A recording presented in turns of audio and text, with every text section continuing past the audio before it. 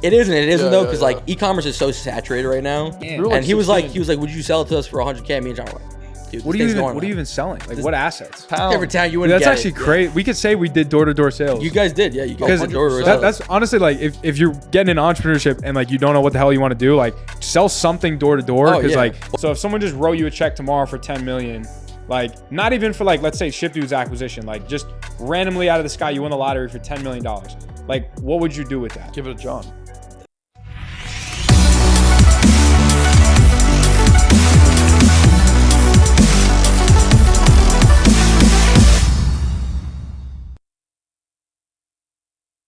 Welcome to episode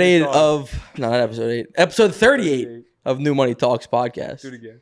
All right. Welcome to episode 38 of the New Money Talks podcast. I'm your host, Joe Lorenzo. I have my two guests with me today, John and Kyle. Not to be confused with Joe Rogan. No. But maybe very even different, better. Very different. So are we starting? Oh yeah. Yeah, we're in it now. So we said, good friend Joe Lorenzo. We've known each other since being born in the hospital, pretty much. Yep. But In the same hospital? I'm at the same hospital. Close enough. Oh shit. This one's business partner. Shout out shipdudes.com. Shout out ShipDudes. If you need e-commerce fulfillment. TechRichAcademy.com. We said when we got to 1,000 subscribers that we would bring this guy on, and here we are. And you hit it. Yeah. I didn't think it happened. It's kind of funny. This guy's not even famous yet. Not even close. Followers. Not even Not close. that anyone we bring on is famous, but I'm no Nick Sharma, industry leading experts. I try my best. Yeah, I don't know about that. Industry leading expert in the e-commerce fulfillment space. Yeah, yeah. Modelo's in hand. Modelo, yeah. Yeah, I guess. yeah. Industry leading expert. Tell the people who you are. I'm an industry leading expert in e-commerce fulfillment. I don't know. Who am I? I don't even know. Friend. You tell me. Lover. To the people that don't know you, to the non-friends. I'm John's business partner of too long. Been doing a lot of things. Right now we're doing e-commerce fulfillment at ShipDudes. How'd you get into that? Me and John, we started an e-commerce business. Like, what was it? 4 years ago. Yeah. We were selling beard products. How'd you get that product? Shout out from Kyle. China. Shout out Kyle. He's our Chinese representative. He flew out to China and found it for us. He flew out to Hong Kong site. and he sent us a nice product, beard straightener. Yeah, that's kind of how we got into the for all you dropshippers out there, it's not a bad product. It's not a bad product. It's still pumping. It still works. It probably still works. The CAC is a little high, but whose isn't right now, right? So that's if you show me your CAC, if you show me your CAC, I'll show you my CAC. We'll go CAC for CAC. If you don't know what a CAC is, go look it up. Cost to acquire, acquisition cost. Cost to acquire a customer, Kyle. Yeah, come on. I know you didn't go to college, but like, come on. We say that's basic. We say CPA in the marketing world. She went to 2 colleges actually. I went to 2. He went to 2. And I have 0 degrees. He didn't finish any of them, but he went to 2. He went to 2. But that's who I am. I remember when for who is he? That's me. For the beard brand, I remember you doing Beards of the Week. Beard of the Week. So he was on YouTube before anyone. Some of you guys might recognize me. I had a popular YouTube show. What's it called? It's like Newman? It was just called Newman on YouTube. Beard of the Week. Link in the bio. Link in bio. I think we did, maybe like 15, 20 weeks of Beard of the Week. Might have made that up. What was Beard of the Week? Explain to people what Beard of the Week was. Beard of the Week. So we had the beard company, and me and John had the bright idea to make a Facebook group of all bearded men from middle of the country, Midwest, South, nice Alabama, Georgian people. And I would pretty much get pictures of them, rate their beards, and then send them free product afterwards. It was very entertaining. It was a good pretty time. Solid. I don't think I hated anything more in my life than doing those videos, but we made a lot of them. He has more videos on YouTube. He has like Tech Rich Academy videos. I have Tech Rich Academy videos. Yeah, I have a very experience in the YouTube arena. But Beard of the Week didn't last very long. It lost like 15 weeks. Yeah, That was solid. Hey, to everyone building e-commerce, man, you got to engage the community. We engaged Facebook the community. group. I mean, we YouTube had like videos. 5,000 people in that Yeah, Facebook we did. group. We actually did. That's solid. And like everybody was engaged, especially Dude, it was actually kind of crazy because like beard of the week, People used to love it. I would post every week and be like, send me a picture of your beard this week, and I had like 100 people send me a picture of their beard, and I was like, this is stupid. This doesn't make any sense. You'd say like the unruliness. Yeah, the unruly. That was the word of the day. That was the word. We had some nice, beautiful bald men. There was a guy. I remember a guy on Christmas. He pulled like ornaments on his beard. He put ornaments on the beard. Yeah, I remember we that. had Was crazy. Some good people on there. We had a Santa Claus ad for Newman once too. We had some guy dressed up as Santa Claus. Yeah, I remember that. Straighten his beard. Yeah, it was horrible. Yeah, it did not work well. Did not perform at all. Yeah. You guys were doing UGC before UGC was a thing. Yeah, no, we were trying. I did so much UGC. John forced me to grow out my beard because John can't grow a beard.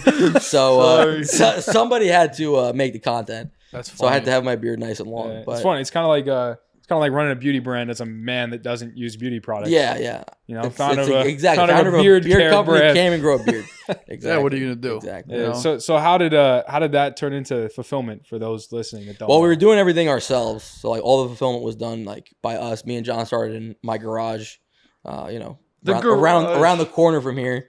And then never drop shipped any products. No, we did. We drop shipped. Yeah, we drop shipped products like we did. We did like 150K with the straightener. The beard straightener. Yeah, we ran up like maybe even more than that. Maybe like almost 200K. 200. In like 4 months. Yeah, something and like then, that.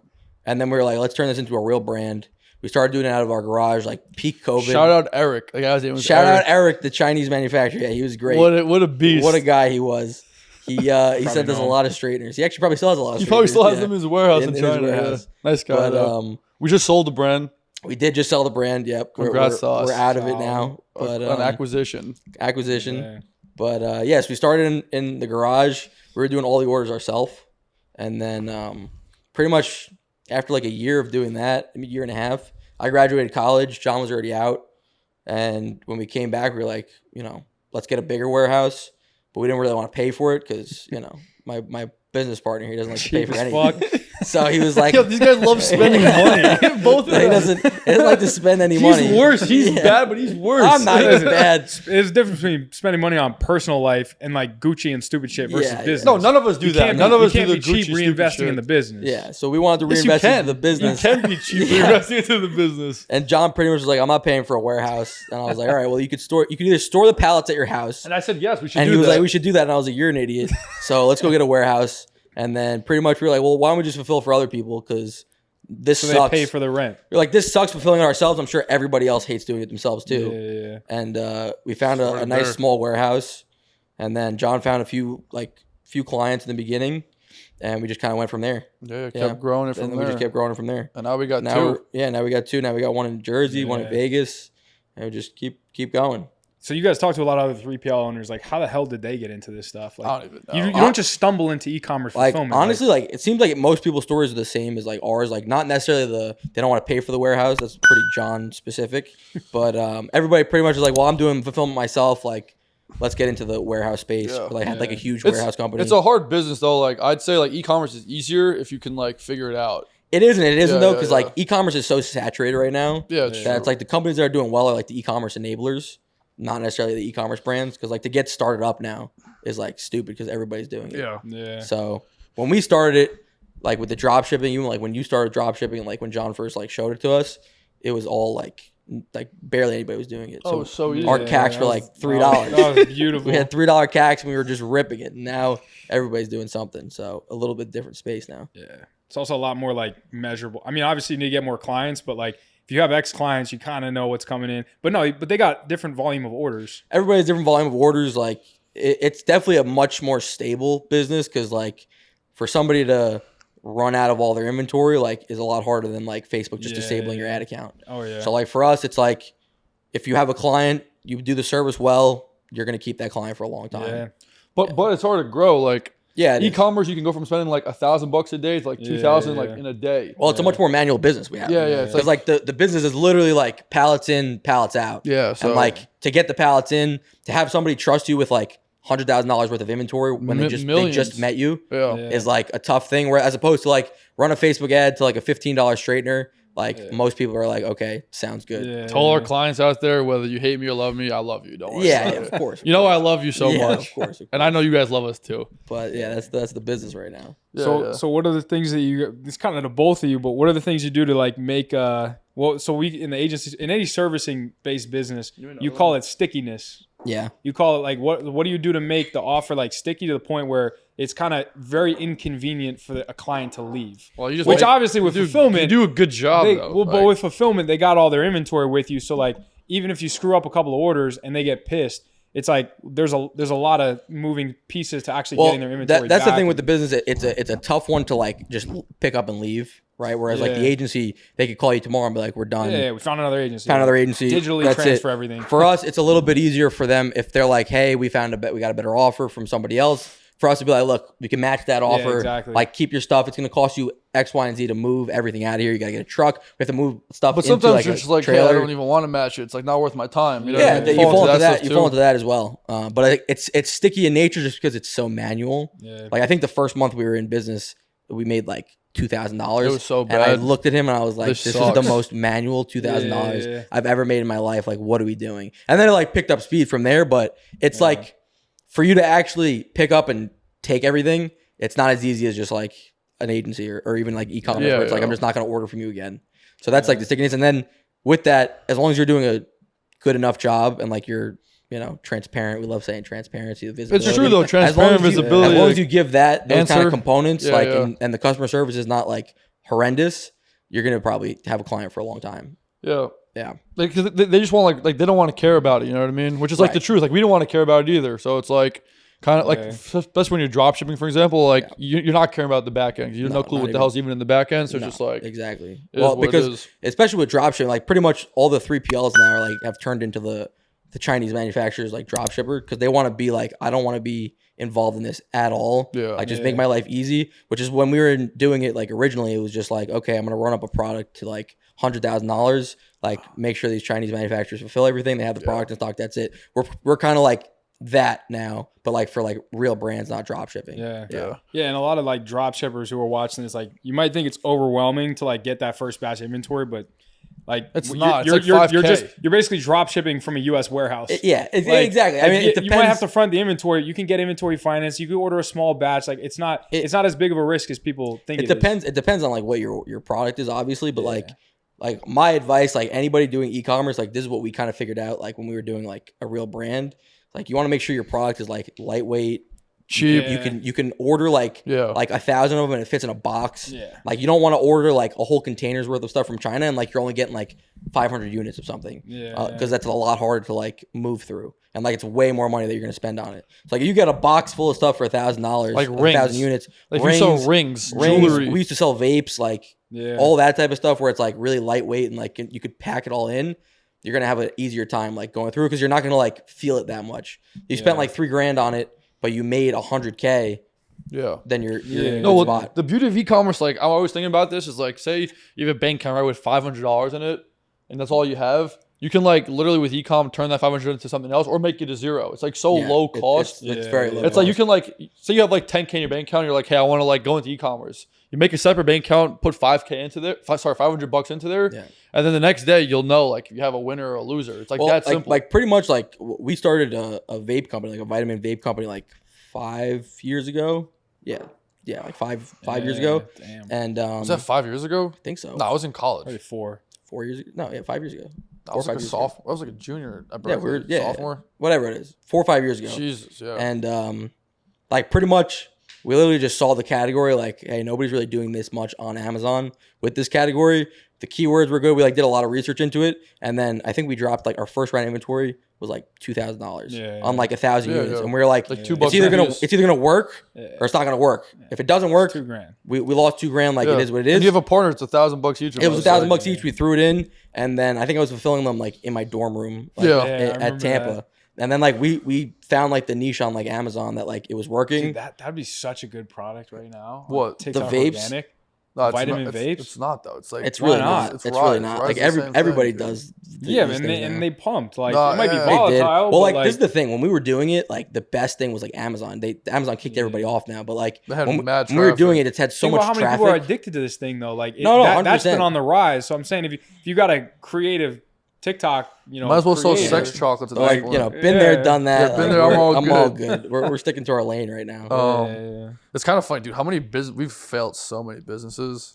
Yeah, that's what you do. You know, you just we start. We're very quick. Me and John move like really fast. So like we start fast, we end fast. Like if it's not working, like let's just move on to the next. Trait. Yeah, it's like we just move really. It's good and bad though, because like there's days I come in the office, I'm like, yo, let's try this, and then he'll be like, yo, let's try this, and one of us will be like, let's not do that, because it's like you have to think about it, be like, all right, like for example, John wants to buy a laundromat right now. I do. I want to buy a laundromat. And I'm like, John doesn't want to buy a laundromat. But like, it sounds great in theory, which it is. It's fine. Like if you do it, you'll do fine. But also, it's like, all right, it's like $200K to buy this thing. I'll probably make like 4 or 5K a month. How else can I make 4 or 5K a month and not to put 200K into a laundromat? No, 100%. But also, like, it's just like a different. You're putting your money in like different places, you know. And like, but to his point, like. But then I told him let's buy a garbage company, and he was like, there's too much mafia in the garbage company. There's not. But you're Italian. It's all good. It's no good. But yeah, that's where we're at right now. We have Tech Roots Academy too. I was gonna say Tech. Explain to Tech Roots Academy. Tech Roots Academy is a $1 billion idea. It's an online. It's coming back. An in-person coding education company for children. Ed Tech, if you will. So we pretty much teach like 7 to 13-year-olds like how to program their own website, like how to learn JavaScript, HTML, stuff like that. And when did we start that? And we started that when me and John started it when he was 16. He brought me in because he was like, dude, I have no idea what I'm doing. I really need like somebody that's smarter than me. Has like half a brain. Half a brain. No. I had baseball practice. And I was like, I got this class. Can you go teach it? This is the story. This is how we started our first business. Like John had the idea, and I think he told me and Kyle. I finessed the idea. Whatever it is. Yeah. John started the business, and he told me and Kyle. Like, you're a clown. Like, what are you talking about? Because we were like 16. We didn't even know what. Shout out Sammy. We didn't know what we were doing. So John started with like our other friend Sammy, and then John literally had baseball practice one day, and he was like, "Yo, can you go teach one of the classes?" I was like, "Yeah, I'll show up." And then I get on the bus with him afterwards. After his practice, we're like heading home. He's like, "Oh, so how was the class?" And I was like, "Dude, it sucked. Like, this is garbage." And he was like, "Nah, come on, don't tell me that." He's like, "I'm gonna have to quit baseball. Like, I really want to like play, blah blah blah." I was like, "Dude," stick to baseball. I was like, "Let's figure this out, and we'll see if we can make something happen." It was solid. And then it was solid. And then we did that for like 2 years. And then college. In high school, and then college for like a year. Yeah. And then we taught a few thousand kids. We taught probably like 3,000-4,000 kids all like around New Jersey. And then it kind of just like teetered off because like in our area of New Jersey it's like it was actually a really good market. But then John went to California, I went to Tampa, and the market was like not both there. places was shot. Well, in California it was like, well, everybody does this. And in Tampa, it was like, I don't even know what this is. So it was like, that's exactly what it was. It was literally like, all right, so I guess this doesn't work, here in these places. Well, I guess New Jersey's like kind of perfect where it's like, it's kind not of the best Bay of both Area, worlds. it's not Florida. You have like some higher class, like people that are a little bit more like competent too. Yeah. And like, and they're not overly like where it's like, I've heard this my whole life, like in California, or like I've never even seen a computer in like Florida. Like, it's the best of both worlds. So that's why like the market was pretty good. Yeah. So we did that, and then John started another business at college, and so like we kind of like went our own paths. And then John realized like I can't do anything else without him. So like, and so then he hit me up again, and we were like, he was like, "Oh, you want to start like drop shipping this, that," and then we got in the drop shipping, e-commerce, and then that's when we started like the vape company. Oh my god. Weird lesson. Like, I can't do shit with anybody else. What's up, New Money Talks fam? Unless you've been living under a rock, if you own an e-commerce brand or you're looking to get into e-commerce, you've probably heard of this incredible tool called shophunter.io. Now, ShopHunter has an incredible algorithm that actually scrapes information and data across millions of different Shopify brands for your personal gain. Whether you want to spy on your competition and see how much money they're making, or whether you want to see what products they're uploading for products that you can sell on your own website, ShopHunter's got it all. Once you sign up and make an account, this is what the dashboard looks like. You're going to have a top performers section, which is my personal favorite, and also my ShopHunter section. And under top performers, you have top stores, top products, and top tracked. Now, top stores will actually show you the highest gross revenue generating stores over the last 24 hours across millions of different Shopify brands so that you can see what's working for them, what products they're selling, what niche they're in, to reverse engineer what's working and to get inspiration on what products you can sell. Then we have top products. Top products shows you the highest gross revenue generating singular products on some of these different brands and literally hands you potential winning products on a silver platter. And then lastly, in the My Shop Hunter section, you can actually spy on specific brands that you can keep track of, right? So you will select a brand, you'll have the opportunity to see what Shopify website that they're running, you'll have the opportunity to see where the product lies, maybe on AliExpress, and you can keep track of maybe some of the new products that they uploaded, right? And we all know the saying, good artists copy, great artists steal. So if you want to take some of these products and directly import them to your store, they're probably going to have a significantly higher likelihood of success than any other random product that you stumble across on AliExpress. So don't take my word for it. Check out the link in the description, download Shop Hunter, and see for yourself how incredibly powerful this tool is. Make sure that you mention that New Money Talk sent you, and the Shop Hunter team will take care of you. Now let's get back to Go fuck yourself. John did it with some people from California. They're good people. Like, Shout out both. No, they're definitely good people. Like, good people. Like nothing wrong with them. It's just like sometimes like you have to find the person that you mesh with the best. Yeah. And like it's not everybody. Like, well, the thing I feel like everyone like if you want 110% from a person, like there's gonna be some weird shit about them. Yeah. So like for example, like I know what your 110% is, and like for somebody else, they could be like, oh, that's like what the hell? Yeah. And then vice versa, like like what I do to go hard, and somebody would outside would be like, what? Yeah. Like for example, like me and Kyle doing a lot of work together now. He's getting used to how I work. I'm getting used to how he works. It's just part of it. You know what I mean? And it's just like, we've been doing this since we were 16. We've been doing this for so long now. You know So it's like there's no barrier to entry anymore. Yeah. It's like I don't know. I'm not like I don't know how John's gonna like be about this. Now it's just I mean, no, who's gonna do what? It's just like, all right, like I go talk to somebody. All right, John, go talk to somebody. Or we gotta build something in jail. Like go build. Yeah, this go thing. figure It's this like out. kind of Like, like that's the we vibe. figure out like the dynamic now, and like we're both like comfortable with everything, and there's no question mark of like, wow, I don't know what John can do, and like, oh, I don't know what Joe can do. It's like, we both know. Yeah, and the trust is a big factor too. Because I remember when we were doing that, it was like, oh, like where's the money going? Who has the bank accounts? Like who has the credit cards? Company, right? Yeah, it's like who has the credit cards? Like. Are we getting paid? Are we not getting paid? And then it was just like, well, me and him, like, we know. There's no question. There's no question. It's like the money's like the last piece type of thing. You know what I mean? Which is good, which is kind of what you want. Yeah. Damn, I forgot we're on a podcast. Yeah, we're on a podcast. Yeah, we're on a podcast. No, but like it's like legit. Like co-founder is really important. Honestly, if you can't find a company, just do it by yourself. Like, like you have to know. Like also, like you could either do like I know myself. Like personally, for me to start a business by myself. I know I need somebody to like lean on. That's why like it's worked with us. Because like for me to do it on my own, like could I really figure it out if I like really, really push myself? Yes. Probably. Yeah. But it's you kind of like get there faster when like you have somebody that's like, come on, man, like just figure it out. Let's go. Like you have that kind of motivation of like accountability too. You're both in that same boat, accountability, where it's like, yes, you have the wherewithal to like do everything yourself, but like you don't always want to. No, because there's some weeks where he's like, yo, like figure this shit out. And some weeks I'm like, yo, figure this out. Yeah. And like there's always like the 1 week if you're by yourself, you're gonna be like, I don't want to do this, and the next thing you quit, and then it's like, and that's the thing. So it's like having that kind of like balance, it helps a lot. Yeah. So you guys took Tech Roots a little bit online. Why don't you guys lean on that? Dude, I don't even know. I feel like that'd be so scalable. The truth is, we started doing it online. John's smiling because he knows what the truth is. We started doing it online, and then John started another company. But like, and then I this was way before I knew what even a Facebook ad was. We didn't know anything was. So like, truthfully, if we did this like a year later, did everything online when like we already learned e-commerce and everything, probably we could have figured it out. But like, I remember I was like trying to figure out Facebook ads. I was like, I don't even know what this is. I think it was boosting posts and stuff, which like were getting nothing. Getting likes, and it was doing nothing. So like we had like maybe like 10 people doing it like online. But it was all just like we told them to go sign up. It was all people that like we knew. It was like parents that like we taught like their kids, and we're like, hey, do you want to like learn more?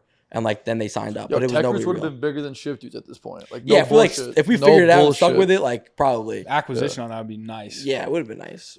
will be nice. We almost had an acquisition on it. What's someone wanted to buy it. Someone wanted to buy it when we were like 16. And we had no clue what was We didn't going know. on. So we were like, probably for like not nothing. I think it was like 80, 100K. I think it was like 100K. And he was like, would you sell it to us for 100K? Me and John were like, dude, what are you even selling? Like what assets? Like the curriculum, like the classes, like the what's it called? The contracts, not contracts, but like the locations. kind of connections with all the locations. Like we already were set in every single location for like a long time. Yeah. And with this business, because it's like a service-based business, like we're doing with fulfillment. Once you get them once, you don't have to like sell again. As long as you do a good job.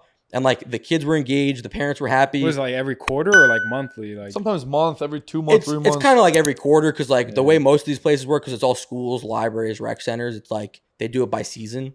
So it's like if there's fall schedules filled up, winter scheduled, summer, spring. That's kind of like how they run it all. Yeah. That's why like the online was like appealing because it's like every month we know we can get stuff like recurring. It's just we didn't really figure it out. The online's weird though because there's so much like free crap though. You can learn how to code for free online. That's the thing. You go on like Code Academy. But I mean, all the courses are though. They're really just like they take the best YouTube videos, regurgitate it, and put in one place. That's what we did. There's value in that though because like someone who's going through trying to find the YouTube videos individually, it might take a month to accomplish. Whereas if you just bring it all together and present it to them, it's a little bit. It might only take a week or something. Yeah. So that was Tech Roots. What did you think you would be doing for a career or a profession in like high school or like getting into college? I mean, my whole life I was gonna work for my dad. Yeah. So like my dad has a food catering and distribution company like in the area, and now he's like in a whole bunch of different states. Like I always thought I was gonna just right after college just go work for him, like be part of the family business, and just kind of like help grow that. And then as we were doing it, like when me and John started like all these different companies, I was like, I would still love to do that, but also like I just had this kind of like drive being like, I want to do my own thing. Yeah. Because it's like one thing to be like, do it yourself and like nobody's really like doing it for you, as opposed to like, oh, let me just go work for my dad. Like he kind of figured everything out already. And now I'm just going to like, hopefully not fuck it up pretty much. Yeah, that's the difference. No, I feel like the fun is in figuring it out. Yeah. Like not jumping into something. I mean, it's nice jumping into something that's already working, but like there's no fulfillment in that. It's not like I built this shit from the ground up. Yeah, right? It's a different feeling. So like pretty much like just to give like background on my dad's company is like they do all grab and go sandwiches for like colleges, stadiums, hospitals, airports, anything in the area. John's smiling for some reason. I can't have a serious conversation with him. And you can't have a serious conversation with anyone. And pretty much my grandfather started the business in 1969. It was just a meat and cheese distributor. He sold Thuman's Deli Meats. If you're from the area, you might know Thuman's. Probably nowhere else in the country does. But he started that. That was the business for like 40 years almost. And then my uncle and my dad got approached, I think, to pretty much make sandwiches and box lunches, I think it was. So it's like little kits of like meals. And they're just like, sure. They never did it before. They were like, yeah, why not? Let's go with it. They did that once.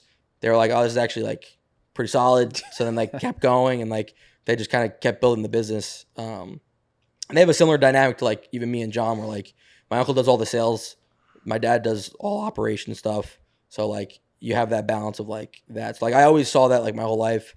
That's what I always thought I was going to go into. And then, when you start your own thing, you kind of you're like, you know what, I want to do this on myself. So you don't think you'll ever be a part of it in any way down the road, or probably? I don't know. It's kind of gotten bigger than I thought it would even get to. Not thought that I even get to, but like could even like think about it getting to, because I think for my dad too, it's kind of just like grown out of even his hands to like his knowledge and like anything like that. So like I only know what I know. Like there's people that he has that work for him now that like know more than even he does at a point.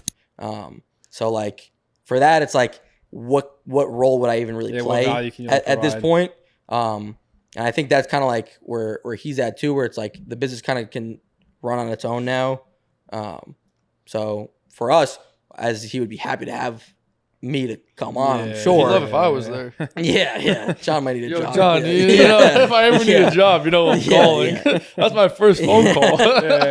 But Yeah, I don't see myself. That At was least one right of my now. first jobs, actually. Lorenzo Food Group. Kyle's too. Yeah, we were together. We did the asparagus together. No. No. I didn't do much. Kyle came and worked one day. Maybe 1 or 2 days. 1 or 2 We days. did asparagus for Blue Apron. Yeah, we did. Long time ago. Long time. I think had we a were lot of 14. I had a lot of like 1-2 day jobs. Yeah. He was working at some restaurant. I go in and Lot of he's like, they might some that guy like gave you, some like, Greek $20. restaurant. I remember I go that. in. No. So I go in. John's like, yeah, he might pay you a little bit less first day, like training, whatever. But like, it's just good money, whatever. So I go in, bust my ass for like 6-7 hours.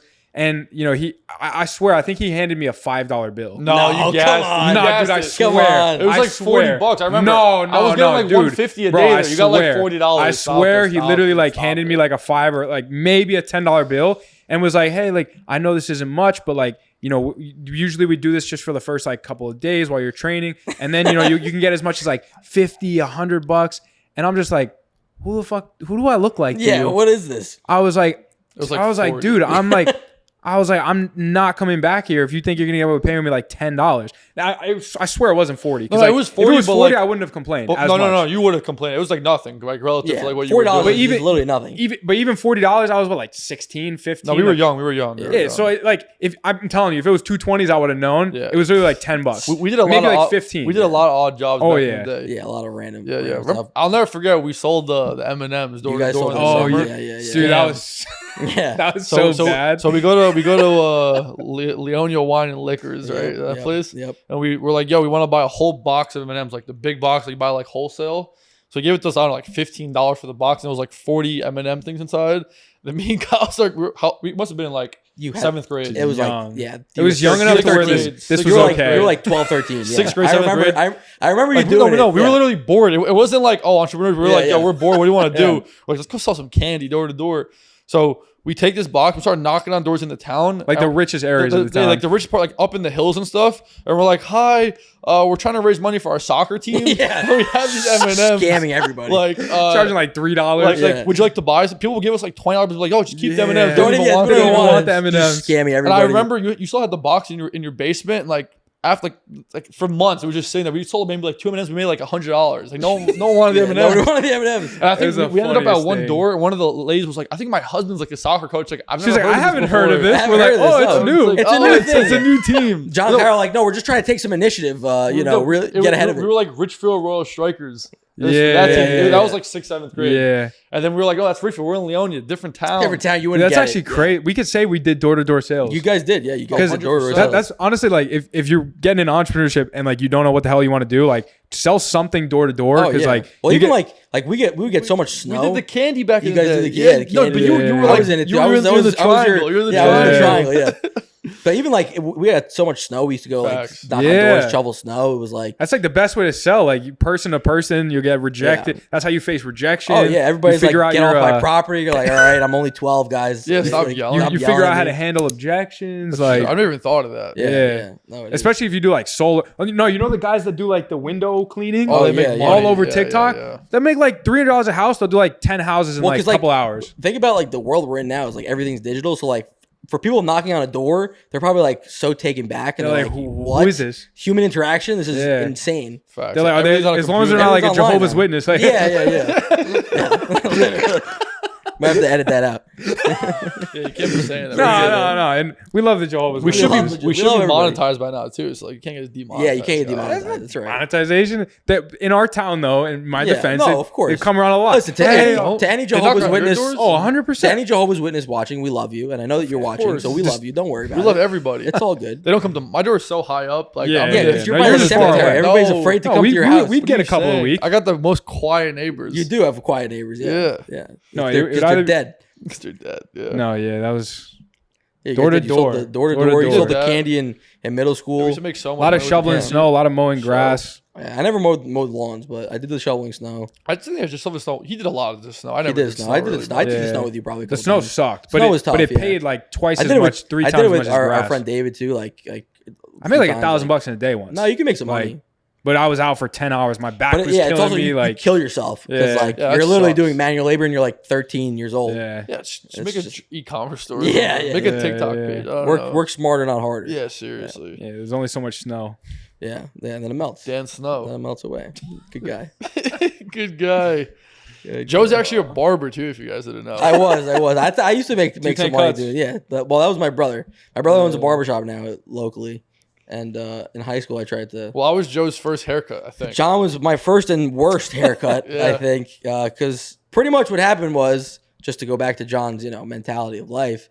He was like, I don't want to pay your brother for a haircut. It was like $10. He's like, it's in your blood. You just cut my hair. And I was like, dude, I don't know how to cut hair. You're like, come on, just do it. I was like, all right, I'll cut your hair. I screwed up his entire hairline. I went to Greece like the next day. Yeah, he looked crazy. Crazy. And then I kept cutting hair. I did not really get any better at it. You cut some teacher's hair too? I cut some teacher's hair in high school. Yeah. I used to teach I used to cut in the art room in high school. Yeah. We used to like skip class and like I would go give haircuts. But just entrepreneurship. My brother used to do the same thing, but he was actually good at cutting hair. I was not. Yeah. Yeah. That's good stuff. Good stuff. What else we gonna talk about on this thing? Don't worry, Kyle has questions. My friend of 24 years is pulling up iPhone questions right now. Yeah, you know what? I'll ask you something. First of all, congratulations on the recent engagement. Oh, thanks, man. Thanks, buddy. If you want to get personal. Yeah, sure. Dude, how did that come about? Where'd you meet her? The engagement? Yeah. You get a ring and you like, do it. No, where'd you meet the girl? How did that mesh with business? But you know all these ideas. Yeah, but we can talk about it. I don't know the details. You don't know the details? Dude, you lived the details. What do you mean? You were there for the details. You've been 2 feet away from the details. Yeah. But sure, I can talk about the details. I can talk about the details. Where'd you guys meet? We met. Well, she went to the sister school. Yeah, of, my high school. I knew that. So I went to St. Joe's, like all boys Catholic school. She went to Holy Angels, all girls. Joe wants to go to all boys school. All girls Catholic school, and pretty much we met through a mutual friend, and we both were looking for like prom dates, and we went to prom together. That's agapimono. Agapimono. If you don't know what that means, look it up. Look it up. It's Greek. It's Cyprian. So that's how we met, and then we dated all throughout college, long distance, made it work, and then we just got engaged like 2 months ago. Mazel. After what, 6 years? 6 years. It'll be 6 years in at the end of June. Mazel tov. Yeah.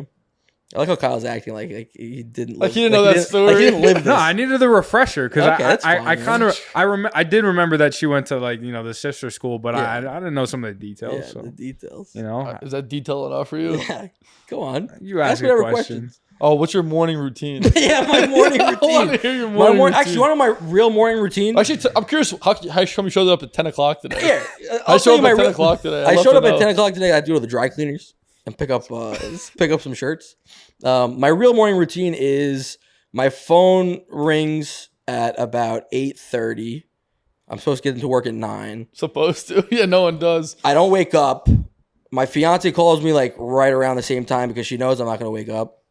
And then, it's one of the questions. And then keep going. And then, when she calls you in the morning, because she knows that I don't get up. Oh, that's nice. So that's she calls. love. It's love. So she calls me. She calls me in the morning, and then she knows that I don't get up. So sometimes she'll call me again. Sometimes I fake her out and I text her good morning, and then I go back to sleep. I fake her out. Yeah, and I go back to sleep. But then eventually I'll probably wake up like 9, get to work at like 9:15 because I only work. Like 10 minutes away from the warehouse. Do you sleep with do you go to work with your sleep and everything? Like, what? Do you go to work with your sleep? What does that mean? The shit you wear when you're sleeping, do you go to work with that on? No, I sleep with just underwear. So it depends. Set up the clothes the night before, slip them on. He wears the same shit. Yeah, it's probably like if I'm wearing this shirt, I'll sleep in it if I don't shower. So you don't eat breakfast. When do you eat breakfast? I don't eat breakfast. So how'd you end up like this? Jesus Christ. You clearly intermittent fast. Yeah, come on, man. No, I don't eat breakfast. Breakfast around 12 o'clock. A food truck comes. Food truck comes at a little cheeseburger empanada. There you go. That's the first meal of the day. Yeah, that's my morning routine. Jesus. Yeah. No cold plunges. No cold plunges. no cold meditation. Showers. Hot showers. Do you meditate? No meditations. Do you do like the sauna lights? What are they called? Like the red light red light therapy. Yeah, red light therapy. Yeah. Is that what you do? Sure. Yeah. Sure. Whatever you want. Yeah, what's gonna be the title to this thing? I don't even know. I don't even know. Whatever you want. This thing has to get hella views. I don't really have a following, unless there are people that might know me from Beard of the Week. But other than that, you still got that 5,000 Facebook group? Honestly, we probably do. No, we definitely do. I don't know if anybody's posted in there, but re-engage them. Yeah. Re-engage them. We have that. It's like an Instagram. There's stuff. Yeah. That's for the new owner. It's not for us. Yeah, it's not for us. That's for him to. Sometimes you gotta let stuff go. You know what I mean? Yeah, you gotta give it up. Like you can't be emotional with this type of stuff. No. This is business. This is only business. It's only business. It's only business. It's only money. It's only money. A wise guy wins that. It's only money. It's only money. Yeah, it was an interesting morning routine. Yeah, I thought so. Yeah.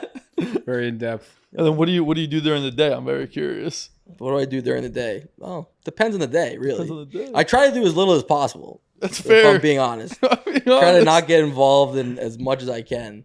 But during the day, it depends what comes up. Usually it's a lot of questions from all of our employees.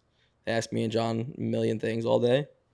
And then we try and not give them the answers. So they can try not to give them the answers. Try to figure it out, but sometimes you have to step in. Most recently, it's been trying to figure out our other location in Las Vegas.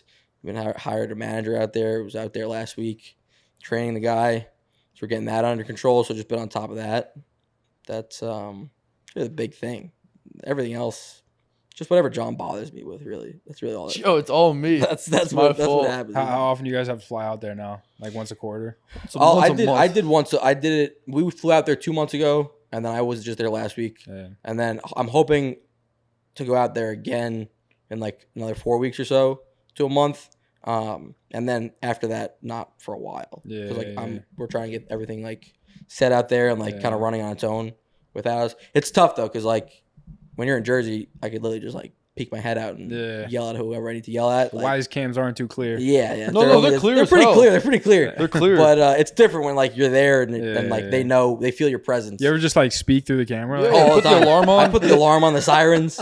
Their neck breaks. Well, the problem is like there's no context with cameras. It's like you see it, but it's like what are they doing? What exactly am I looking at? You know what I mean? That's the problem with the cameras. Yeah.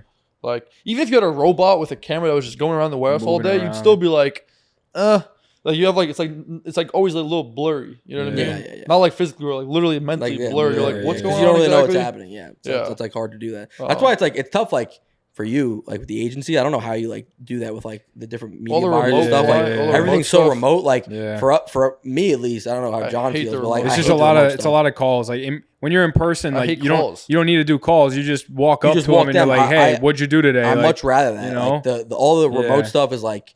There's always that barrier of like, I gotta call this guy and like figure this out, and like it might not translate the same over the phone as like if I'm showing you in person, like all that type of stuff.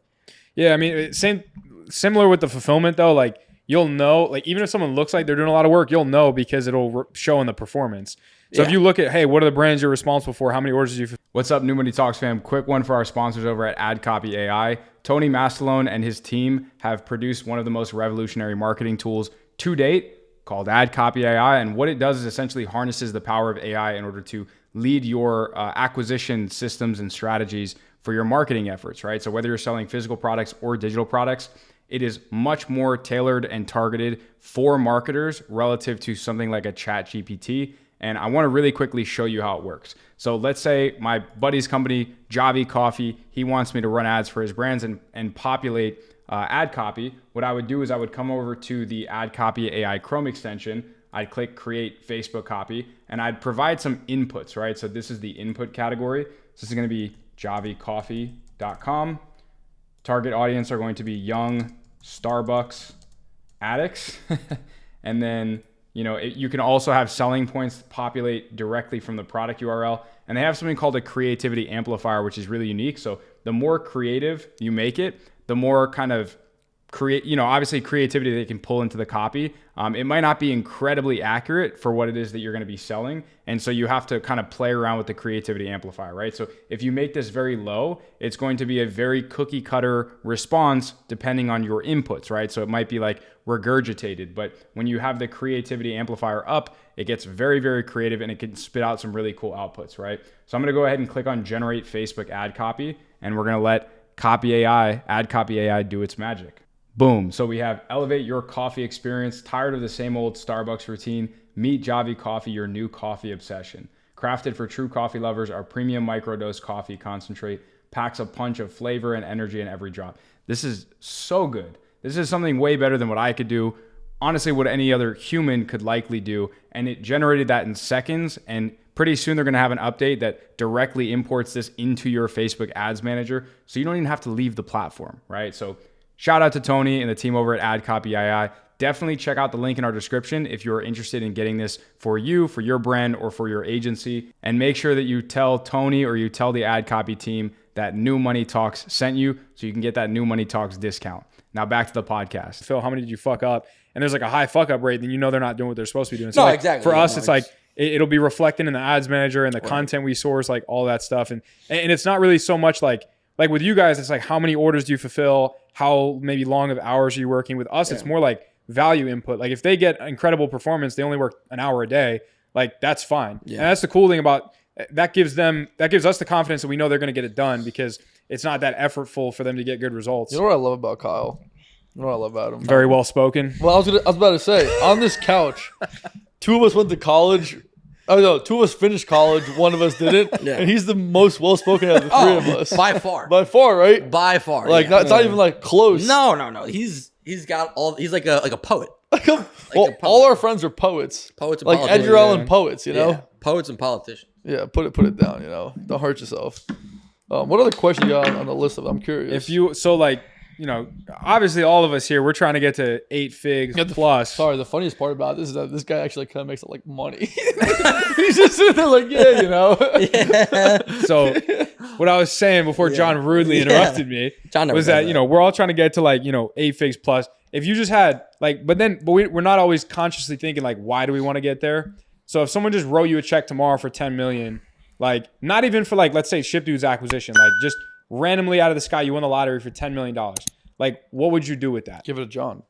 No, definitely not. What would you do with $10 million? What would I do with $10 million if I got it tomorrow? Yeah, it's a good question. I haven't really thought about that because I'm not a person that I don't want to work. I want to still have something to do every day. Even if I go in and do nothing, I want to have somewhere to go. Yeah. You know. No, it sucks being at home all day. I don't know. What would I put it into? I'd probably buy some buildings, laundromats. This way, I don't even need John's money to buy a laundromat if I have $10 million. But I would still invest in businesses like that. I think real cash flow type of businesses, not tech anything. That's not me. Yeah. I'm more a hands-on. I'd rather know what the money's coming from and stuff like that. So just same lifestyle, just reinvest into more businesses. You wouldn't splurge on anything? I don't really think so. I'm really not a splurge guy. Maybe I'll get a Lamborghini or something. just because if the money's there, the money's still green. Anything that's Section 179. Yeah, sure. Write it off. Whatever that means. But I'm not really a splurge guy. I would go maybe go on vacation. I'll go out and buy drinks and stuff. I'll go buy drinks or something. We'll go out. I don't know. I would probably go spend a month in Europe or something. Greece. Europe's fun. I don't have to stay at John's house. Come to my house. I don't have to go to his house. I can actually pay for hotels. Stuff like that. I don't know. I don't need a hotel. What are you talking about? I don't really need anything stupid. Yeah. Remember that time you didn't come to Greece? Because you had COVID. Because you didn't get the vaccine? You had COVID. Yeah. No politics on this. Sorry, no politics. No politics on the podcast. You can't say the C word. What's the C word? Oh, C. How about them Canadian wildfires? I wasn't here for it. What about Lionel Messi in America? Oh, yeah, that's Big crazy. time. David Beckham's tickets were selling for $20. Now they're $522. Yeah. Nuts. Time. Yeah. Enter Miami. Well, we should get season tickets to the Red Bulls. That's what I was trying to tell you. You want to come in on I'm down for that. Dude, how much is it? couple grand? I can't imagine it's more than 4. For what? Yeah. 2 tickets? For two the night. seats? For you get 2, 3. You get 3 seats. We'll get 3. We'll go in. Go in. Split 3 ways. You down for that? Dude, You used to love soccer. We went to where was it? Me and Isabel went to the Audi Club, I think it's called, at Red Bulls. Oh, so nice. Yeah. Better than any other stadium Where I've do you been park, to. though? Just a parking lot. You got to pay for that? I think $20 you have the ticket. No, we had free. it's Oh, really? a parking Oh, pass. it's That's not bad. No, it's good. Sign She up. got it through her job, and we had nice Audi Club tickets, free parking. You're in Newark, but it's still yeah, or Harrison rather. But it's still nice. The Audi Club, everything's included. All you can eat, all you can drink. I don't think I've no ever been to alcohol. a professional soccer game. We went to hockey. Hockey was kind of sick. Yeah, I've been to you more went to hockey hockey, games yeah. than I soccer went to games, hockey which is once, crazy. yeah. Oh, yeah. Hockey's cool. We should look in the Red Bulls. That'd I'm be kind of telling you, sick. Yeah. The Red Yeah, Bulls it can't is be more than 2-3K. Nobody's going to the Red No one's Bulls. going to that. Nobody's Yeah, who's see going the to Red that? Bulls, Yeah. It's not It's Inter kinda lit. Miami now. Yeah, no, it was a good time. Yeah. But even baseball, like how much are Mets season tickets? Like probably money. $5K. I don't even know, but like probably money because like it's so many the Mets. games. It's 80 games. So many too. games and stuff. Well, you could pick the amount of games you want. Pick the amount of games. You could pick like 10, 20 games, but like it's still gonna be money. That's the thing. I'm not American, so I don't even know these things. You know? Yeah, John will die on the hill that he's not American. Yeah, I'm not even American. though where are you born? he's actually more American than me because he's been in this country longer. What are you talking about? You're older than me, so you've been in this I spent country my longer. summers in Europe. Like, yeah. You've been here longer Yeah, than me, man. I don't know what you're talking about. Yeah. And I'm new to the town. He's new to the town. I'm like, these are like my new friends. Yeah, new friends. I've only known John 15 years. I've known Kyle 24. Wait, so in 3rd grade, how old are you?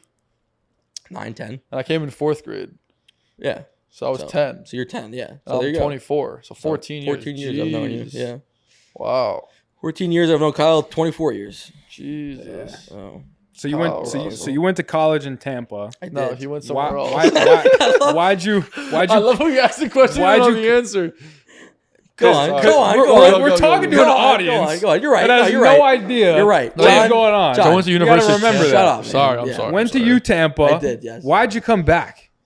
Honestly, well, really, like my whole family's here. Yeah. My fiance's here. Like, because Tampa's friends. Undoubtedly better than New Jersey. Bullshit. No, I don't think so. Bergen County is the nicest place in the Bergen County is probably the best place in the country. I love Bergen County. Like without a doubt. I don't know why you don't. Kyle doesn't feel this way, but like Bergen County is like undoubtedly like the best place in the country. Yeah. The world, I don't know. Maybe like 3 months of the year. I love Italy, but no, Bergen County is probably the best whole place. year, even the snow. But like I went to Tampa. I loved Tampa, but like the people there are very different than here. They're just like Florida's just different work style, like work lifestyle. Like they don't really care as much about work. Like you want to go get things done, you come up here. Like you're not getting things done in Tampa.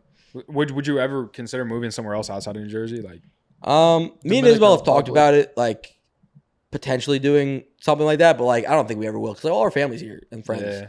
So it's like it's a tough thing to do. But like I told her, I was like, if we can one day, like move to Italy for just like I was like, I'll come back like after like a couple Italy's years. like it's like Italy's just like especially if you're making money in America. Oh and you get to use that in Italy. Like you're like a king. Yeah, I visited family like I don't know 3rd cousins or something, and you know they have a house with like a well system. And, acres, a well system. Like they get every fresh house water. In Europe got that shit. Yeah, it's like a hole in the backyard. Yeah, pretty much. Not really, but it was just you. It's like here everything is buildings and what? How are you Italian? What are you talking about? He's a mutt. Dude, your mom's like Irish, Italian, and like Irish. Yeah, list off all the things. He's every type of white. Yeah, really? You could get European. Yeah, you're as Caucasian as they come. Everything too. He's what? No. I think I got a little Denmark. You got a little German in you. Oh, he's German. His mom looked German as hell. His dad too. German, Italian, Irish, a little bit of everything. Russell. I remember when we were. Well, I remember. You want to know why I know Kyle so many different things? This is how you know I've known him for a very long time. We were in 1st grade together, and we had to make a picture. We had to draw of a person that had all of your different nationalities. Mine had 2 things. I was Irish and Italian, and then I see Kyle's, and I'm like, what is this? It's like it's like 18 different flags. So many, I'm like so many different things. I was like, we're young. We're doing this with our parents. So like, my mom's like, going ham on all these things. I'm like, everything. I'm like, are you sure you got this right? Like, you pull up the family tree, and like everybody's looking around. Like you have like the kids that are just Korean, they're this or that. Yeah. I'm mine, Italian, Irish, and then you see Kyle's, and you're like, what is? My mom this? probably put like Chinese somewhere. Yeah, there's something in there. It was like pretty crazy. Lindsay, what are you? Yeah. It was pretty crazy. Man. John would just be Greek. That's it, through and through. Not to be confused with Cyprian. No, we have a friend that's Cyprian. Cypriot. What? He's Cypriot. Cyprian. You're an idiot. Cyprian. Yanni's like a mess. He says he's Greek. He's not Greek. He's not Greek. He's Cypriot. And he's British too. Yeah, sure. I guess kind of. His mom was born in like Liverpool or something. Does that make him? No. Why not? You were born in America. If your mom was born in that country, in Conceived? Liverpool, she was born in Liverpool. Her parents were from Liverpool. No, she was born in Liverpool. I don't know if they were from there, but like, if I was conceived, my family lived here, and I was born in Italy on a vacation. Why does he keep saying conceived? Yeah, what do you mean conceived? Like you came out of like your mom or something? No, that means like when your parents procreate. Got it on. Yeah, that's conceived. No, wait, I got a question now. What's up, man? So is it about where they did it, or where like you came out? That's where you came out. It's where you came out. It's not where Are you sure? Yeah. Yeah, obviously. How would they know where you did it? Yeah. Like, no, they know. Like if my parents, let's say hypothetically, ask your parents. let's say They were in Jersey. Like They that's know. it. They know. Yeah, it's exactly. So but let's say hypothetically, my parents had a 1 week vacation in Italy, or no, in China, and I popped out. No, I'm not that's Chinese. That's different. That's Yes, different. you were. No, but that's no. If you were born in China, you're technically Chinese. you're Chinese. Period. Yes, Like, 100%. I'm not Chinese. But I think it's different too. No, 'Cause I but- don't oh think my Yanni's gosh. mom was like just born in. No, she was born in I Liverpool. think they lived there, right? Like she had I don't know. residency. I Right. believe they lived there. That's I want why. to see like the I would have to ask stipulations. If you Yanni. go on of, vacation and you're born in China, like you come out of the hospital in China, you're literally Chinese. then why don't they give you a technically. Chinese They citizenship? do. They do. You're No, on they your birth do. certificate. Sure, they do. 100%. Maybe not China. Maybe like China's a weird Like country. America, that. you do. Like America, you do. Yeah. Yeah. You're born on American soil. You're American. You're American. Congratulations. Congratulations. God bless America. God bless America. Yeah. Are you serious? Come on, man. I need some fact. Yeah, look checks it up. here. Fact check it. We'll get the fact. Anybody out there wants a fact check, please leave it in the Throw it in the comments. comments. Throw it in the comments. Like, subscribe, comment on the Gosh, video. yeah, share it. Follow Yeah, Joe. don't follow me. JLo24. That's not it. That's not it. That's Something not like it. that. At gmail.com. Kyle's looking up more questions Oh, now. yeah. Oh my gosh. My friend Kyle. This is fun. All right, tell me. Are you an introvert or extrovert? Actually, I'm curious. Are you introvert or extrovert? What do you think you are? Well, It's weird, I would say I'm more introverted, but but you're extroverted. I can be extroverted at times. Like, I would I'm say- an introverted extrovert. Well, like pretty much like if I can, I'm very happy to be alone, like with nobody around, like by myself. But when I'm out with like you guys and like we're out and like we're having a good time, like I'm gonna have a good time, obviously. Yeah. But like I'm very happy just being by myself. So like I would say I'll lean more introverted, but I'm not like a I think wet that's paper towel, an extroverted introvert. So it's Whatever like you you wanna prefer to call be it. introverted, but when the situation comes, Yeah, like, you can be extroverted. I'm not gonna. It's not like I can't have a conversation with somebody. Yeah, Like if somebody talks to me, I'm not gonna like be like, oh, I don't know what's going on. Yeah. I'm not a bag of rocks, but Bag of rocks. but I prefer to be alone. A lot of conversations suck because people are stupid. yeah.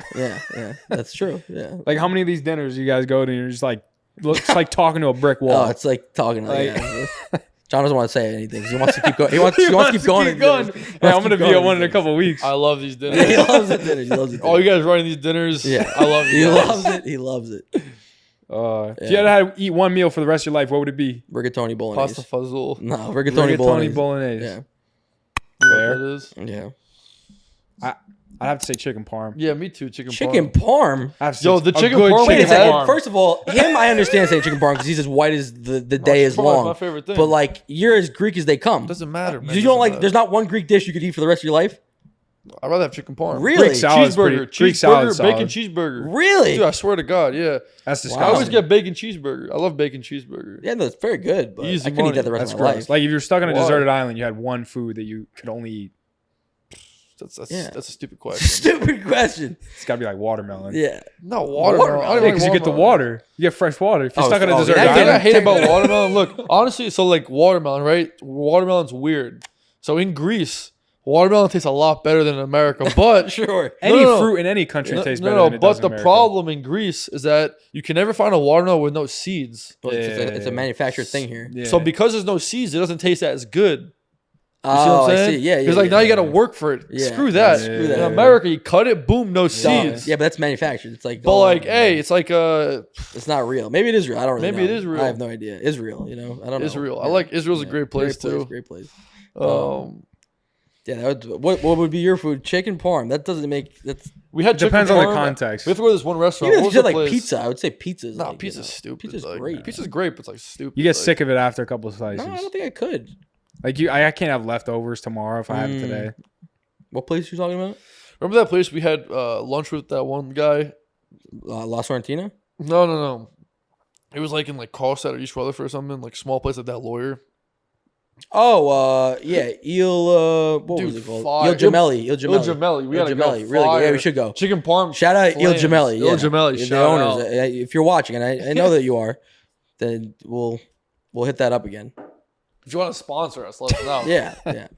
Sponsor the I'll pod. say the best steak I've ever had in my life was in Barcelona, Spain. It's called The Steakhouse. Okay. I cannot look at any steak. It was called the same Steakhouse way. in It was good. Spain. It was called The Steakhouse. It was in Spanish. It said the Nope. Steakhouse. in English. It Because seems like a Barcelona is a tourist- very touristy like a area. tourist Casa scam. or something. Like, Yeah. No, literally the steakhouse. Wow. Like there was, Yeah. the menu was obviously both, but you could tell like, the area of Barcelona is very touristy. A lot of Barcelona is touristy, but we like the nude beaches there.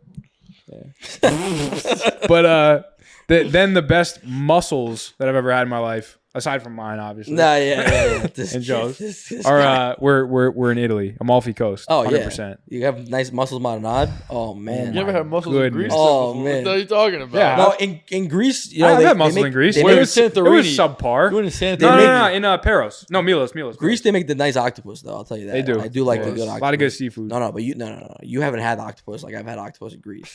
John's uncle caught the live octopus with his bare hand, beat it against the rock. Okay, took his shirt off, grilled it.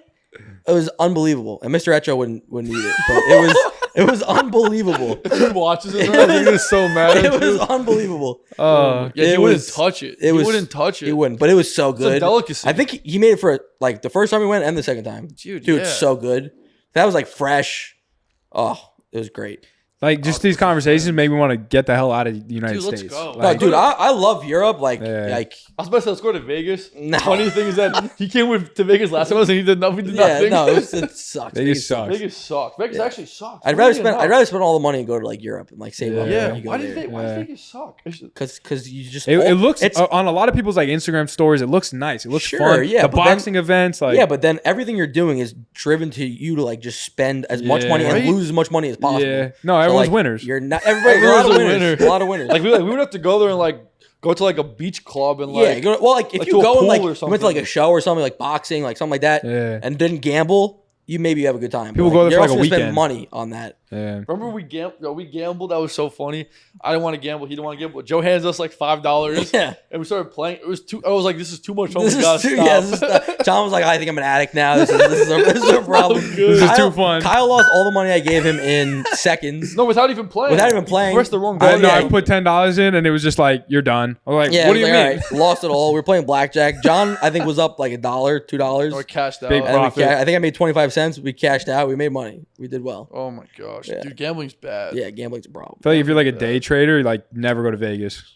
No, yeah, you have that It's very synonymous personalities. Yeah. The day traders. You're basically Dude, gambling. gambling's bad. Like, I don't know why people do it. Well, sometimes you can win. You There's- really can't though. You always lose. Like That's why you gotta own the casino. Yeah. that I'm down for. Yeah. Gotta own the If you casino. anyone wants to sell a Very casino, let me expensive. know. Oh, that's money. That's probably a lot of money. There's always ways. been so many on Instagram, so many sports betting like promos where like it's not obvious that it's an ad, but it's like, oh, this guy turned $20 into $8,000. Like, use the link in our bio to go sign up. Yeah. And it's like very subtle, and everyone in the comments like, stop promoting gambling, stop promoting, because so many people are addicted to it. But if you see like even like Drake post like every time there's a game on, Drake posts like, oh, I'm betting like $1 million like with like whatever stake is. It's like that like cryptocurrency one or something like that. Yeah. Like all these guys, like these influencers post stake, and it's like, I just bet $1 million and then like I'm gonna ride it out and like see what happens, and everybody's like, oh, It's like a fake million. of course it's a fake million. It's just a screenshot they post. So it's like, is Drake actually company spending $1 million? gave him $1 million. Probably not. Could he? Yeah, but he probably isn't. Yeah, Drake could rip millions. Of course he can, but like somebody else sees that and they're like, oh, $1 million. Drake Sign spent $1 up million. for stake. I could do 100. I could do I could do 200. 100, right? Yeah. Yeah. Bad. Oh man, that's bad stuff right there. Yeah, it's not Man. good. It's not Hit me with another question. Come on. I thought you had a list. Yeah, you have a whole list. What's like the stupidest thing you've seen this week? I've seen this Actually, don't say this that. week. Yeah. Can't say that. Earlier, I said if you don't have anything nice to say, don't say anything at all. And That's I'm fair. going to keep that to myself. That's fair. Yeah. That's a good question. What do you think is like the most exciting thing we've ever done? Well, exciting thing we've ever done. Like, can you remember like a day where like, oh fuck, that was kind of crazy? Exciting thing we've ever done. I mean, Because I can't. Already just like a same day to me. that's the thing. Like, because we've been doing this so long, like, I think it hasn't happened yet. Like, realistically, I think like I can't think of one time where like me and you aren't like that. Those type of people. That's either. true. Like me and you aren't like, oh, dude, can you believe we just did this? It's fucking crazy. Like we're not like that. It's like John's like, oh, I just closed like $1 million a month deal. I'm like, awesome. Nice. Man. I was like, that's sick. Where's the inventory? Yeah, I was like, is the inventory coming? Like Yeah. that's kind of like how. And then we he's are. like, well, they didn't sign the document. Yeah, you know. yeah, exactly. We're not really like that. I mean, like most exciting thing probably so far is like maybe buying the building. Yeah, that was that cool. we have. That was like really cool. That was so fake though. It Feels so fake. It still feels fake. Like when we bought it, like that was probably like the biggest thing we've done so far. It was like buying the apartment. like building. property literally feels fake. Yeah, Why? it's kind of crazy. Well, you think about it. You go to a bank. Literally, you go to a bank, they hand you like a stack of papers. You sign the papers, and then they're like, congratulations, you own the house. It took like a month or 2 though, right? Yeah, because like there's closing, and like you have to do things. But and, like blah, just blah, because the blah. lawyers are like slow. Like the day of like closing, literally like sign this stack of like 25 papers, and then here's the keys, and you're like, yeah. They're like, yeah. Yeah, congrats. They're like, just because I signed the paper, you're like, yep. Yeah. Like, okay. It was really weird. It's a weird feeling because like it's also like we also never bought a house ourselves. We've never done it before. Yeah, it was like the first property we bought. We didn't buy a house. Like we're not like we're not 30 years old buying a house like with our family or anything like that. So maybe it would have felt different if we had already been through it before. I was like, this is like fake. Me and him looked at each other afterwards. It was like 2 hours of like signing papers, and then they're like, "Here's the keys." And they were like, you didn't have to even come here to sign it if you don't want to. Yeah, that's what they said. I was like, what? This is crazy. Yeah. Yeah, they were like, we could have just signed it on. But that was probably like the most exciting thing that was cool. we've done. Yeah, Can't do no FHA loan on that guy. No, we could have. No, we could have. Yeah, 100%. We just didn't. But Yeah, we yeah. And then we got like a bouquet of like strawberries, something from the realtor. Yeah, edible arrangements. You don't think they would just like laugh in your face if you were like, if you did an FHA? Like, no. I feel like it's a less competitive offer than saying I'm going to put a shit ton down. But you won't say that. You figure out how to work it. You figure out how to work around. Yeah. You know what I mean? It's like, it's all how you frame it. Yeah. You know what I mean? No one was really bidding on that property. Like you didn't have. Oh any competition. no! It was on the market. 3 days later, we had a bid, and there was other bids too. Yeah, there's other bids. Yeah, 100%. Yeah. Well, I think we bid on it, and they were like, "Oh, we had an offer. It fell through. It came back on the market. So then we kind of." Oh yeah, actually, we got the second. We got round. it the second round, which was good because it like everybody thought it had sold already. So if they were seeing it on like LoopNet or Zillow or whatever, they like probably thought it already sold, so they're confused. One way to save $20K to for everyone buying property is like once you do the inspection, you can save $20K right after the inspection.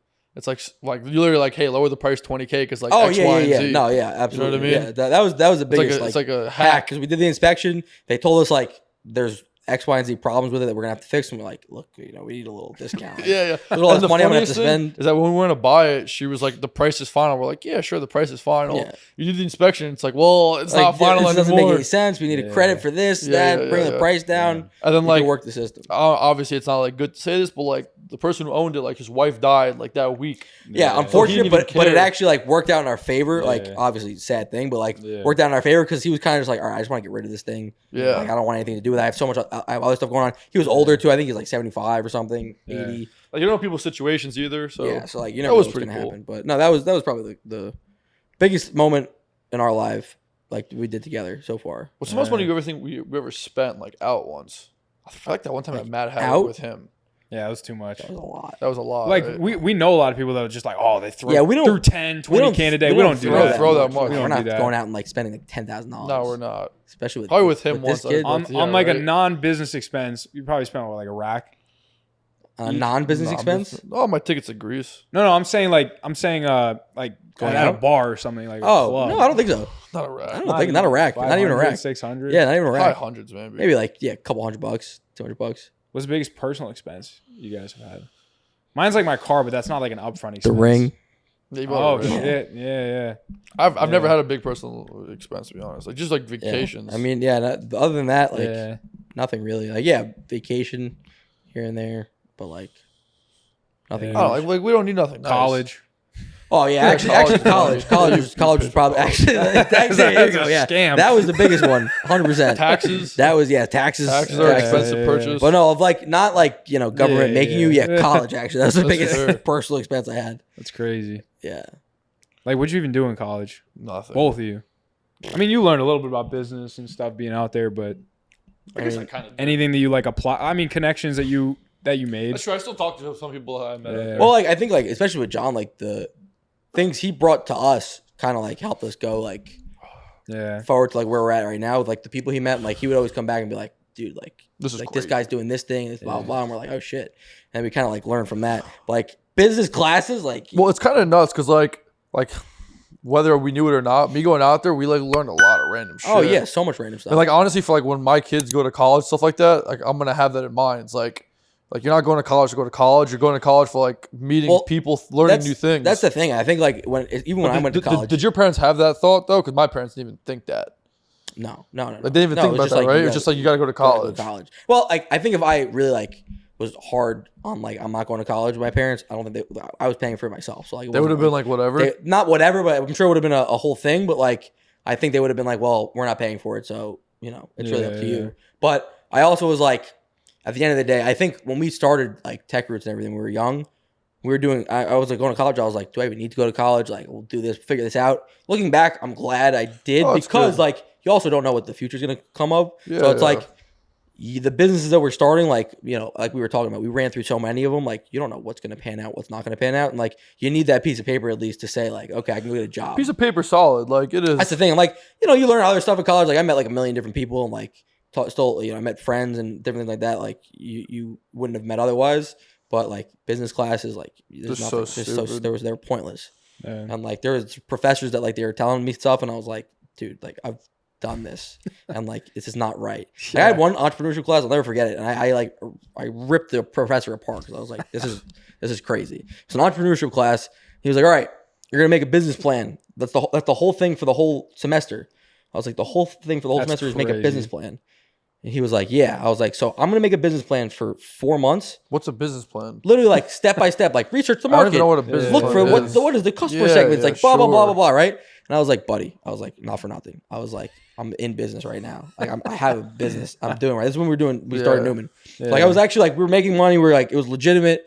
I was like, I've done this like a few times already, failed, figured it out. Like this is not my first time doing it. Yeah. I was like, if anybody, I told all the kids in the class, I was like, if you take 4 months to do a business plan, I was like, don't start the business. Don't start the business. I was like, don't start the business. That's crazy. I was like, start fast, fail fast. I was like, because like if it takes you 4 months, you spend all this time, you work on everything, and like then you finally like make the product and you go to sell it, and everybody's like, nobody wants this. No one wants this shit. Then you messed up. Yeah. Because like that's the whole thing is you can't sell it initially. What did he say back to that crap when he got crazy? He was like, no, like, well, this is like really important, especially because he knows like also all these kids like. I was probably the one person in the class that had a business starting. No idea what they were doing. Everybody else is like, I'm gonna go get a job at like a normal place. Work. So it's like if you say like I know how to write a business plan. They love that. Sounds great in theory, but like unless you're actually starting a business, you have no idea. I had one professor that I actually really liked that he was like, I think he was my marketing professor, and he was like, you guys really want to make money? He was like, go on Alibaba, find a product. He said this to me. Yeah, he was like, go on Alibaba, find a product that like is working on Amazon. Take it, put it on Amazon, or like sell it like through like smart something. And he was like 60 years old, this guy. Yeah, wow. And I literally went up to him after class. I was like, "That's what I'm doing right now." He was like, "It's good on you." He was like, that's exactly what you should be doing. But I was like, he was like the only one I've ever talked to that was like, "Yeah, this is what you should be doing." I made one business plan in my life. It was in Englewood in high school, and like it was like a business plan to open up a Subway. I remember this thing. I was like probably like a Subway sandwich shop. Yeah, Jesus Christ! We spent the whole year. Doing a business plan, opening up a Subway. Not for nothing. Doesn't Subway already know the business plan? Dude, I don't know. It was like... Doesn't someone kind of know what they're doing? Make like the projections and a presentation and a PowerPoint. First of all, someone tells you to make a PowerPoint, just run.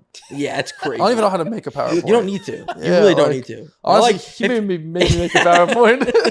If you are in like a corporate job and like you're like, I'm sure you're gonna have to figure out how to make a PowerPoint. If you're starting your own business, like that's the least of your. You don't even make a PowerPoint. If you're wasting time making a PowerPoint to go raise money, you did it wrong. You're doing something. Like there's actually some of the best investors like in the world. There's like a correlation between how shitty your deck is and how much money you raise. If you have a deck that's white with just like bullet points on it, it's like I don't have time to be making a PowerPoint. Have you ever seen like Sam Parr's? He has like a pitch deck template. Like My First Million. He's and it looks like. I mean, it's so basic. Like it looks like a 12-year-old. Let's be real. What do you need in a freaking pitch deck? You pretty much got to tell an investor, look, I'm not an idiot. Right. Yeah. What I'm doing has like real business. Like people are paying me for this. Yeah. This is how big we are. How much money we're making. And this is how much money we can make. Yeah. And this is how much money I can make you. Like those 4 or 5 things. That's about it. So at the end of the day, that's all they care about. All the rest is like they're fluff. like okay. Even the market size, they can go figure that out themselves. Yeah. You know what I mean? Yeah. It's like they're smart people. Pretty much like, look, if I'm gonna give you $100,000, can you turn that into $2 million in like 2 years, 5 years, 10 years, whatever it's gonna be. Like, can you do that? Or would you just lose it? If you can't, then it's not gonna work out. But if you come to the investor and you're like, look, we have 200 customers already. They're paying us $1,000 a month. Well, whatever the service is, product, whatever it is, you're gonna be way better off than like, oh, look at this. What's up, New Money Talks fam? Did you know that over 35% of American households carry some form of credit card debt? And over 60% of those households live paycheck to paycheck? Well, if either of those two statistics apply to you, James Zhang and his team over at Limitless Financial Solutions have a solution for you. Now, James offers a variety of services such as his semi-passive Facebook automation stores, such as his credit funding services, and his credit repair services. So whether you're looking to get your credit right, start a new business, escape your 9-to-5 or the rat race, and build a semi-passive income stream using the powerful vehicle of e-commerce, I would highly suggest clicking the link in the description below, talking to one of James's team members to see how they can help you. So if you are interested in working with James and his team over at Limitless Financial Solutions, make sure that you click the link down below and make sure to tell them that New Money Talks sent you so you can get that New Money Talks discount.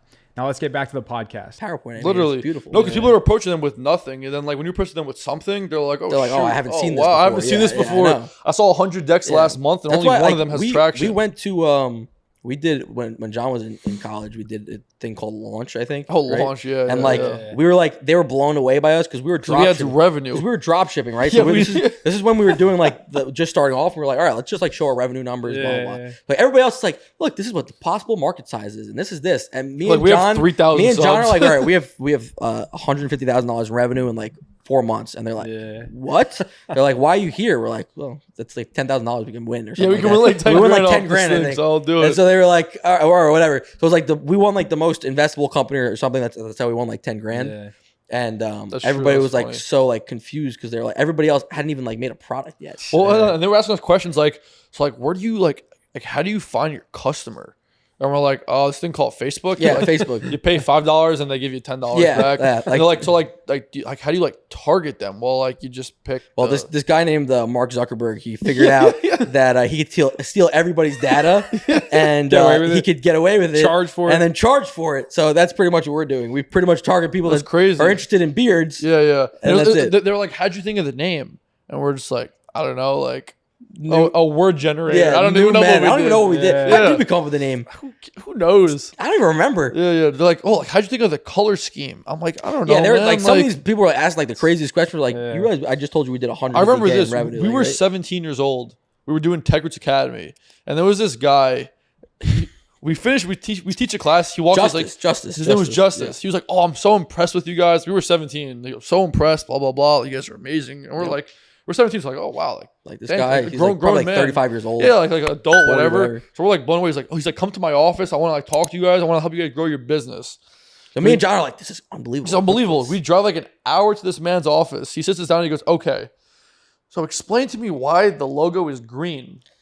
And I look at him. I'm like, we look at each other and we're like, I think it was the first thing I saw. I was like, I just picked the color. He's like, well, like, are you thinking the reason why it's green? Well, you think about your color palette. Yeah, he's like, what's the meaning behind green? And we're like John, I think John was literally like, I think I literally like turned my head and I saw green. I was like, yeah, green looks good. Green looks good. Green looks good. So like, for example, if you're thinking through that type of stuff, you got a problem.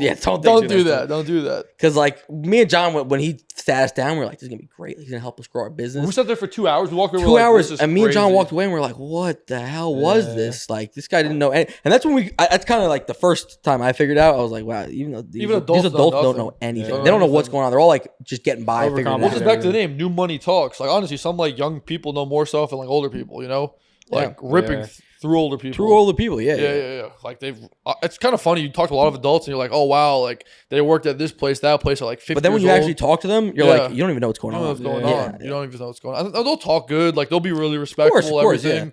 And all this stuff, and you're just like, wait, like, so what? Like, do you even know why this is happening? They're like, not really. But like, they'll say it nicely. Yeah, but they'll say it nicely. Yeah, exactly. You gotta watch out for that. Yeah. No, and I remember in college, like, I'll never forget. I was like in a class. This was like right before I dropped out too. 2 classes. One of them was like Dropout Academy. 997. One of them was like some random, like, I don't know, like an English or some just like class like that, a math class, and then another one was. An entrepreneurship class. The entrepreneurship class, we did like a kind of like a deck, like you guys were talking about business plan, and we made I was halfway through the semester. We made this. It was pretty much done. I just was making these other 2 guys do it because I think I was a sophomore. They were freshmen. Mm-hmm. I was like, all right, you guys will do that. I'm gonna give you the plan. Yeah. You guys just execute it. And I was kind of telling them like, I may or may not be here next week. I might like drop out. Nice. And I was talking to my professor too. He was like, do you got something going for you? I was like, yeah, I made like 20, 30K profit last month with this little drop shipping thing. And meanwhile, this guy has made like 20, 30 mil with patent law. Oh, I remember you talking about this. Like guy. he was like 65, 70, has nothing better to do. Like his wife passed away. He's just like, I want to just make sure that all you fuckers aren't broke. And so like, this is my way of giving back. He's like, I don't need this money. Like he maybe showed up every other class, but I just remember he was just like, yeah, if you got something going, like do it. Get the fuck out of here. Like, just do he's it. like, I don't have a degree. Yeah. He's like, they pulled me here because I made a lot of money and I'm one of the very few actual business professors that do business. I'm sure there was a lot of those at Berkeley, but that was one class. We were designing a prototype for a portable charger for a laptop.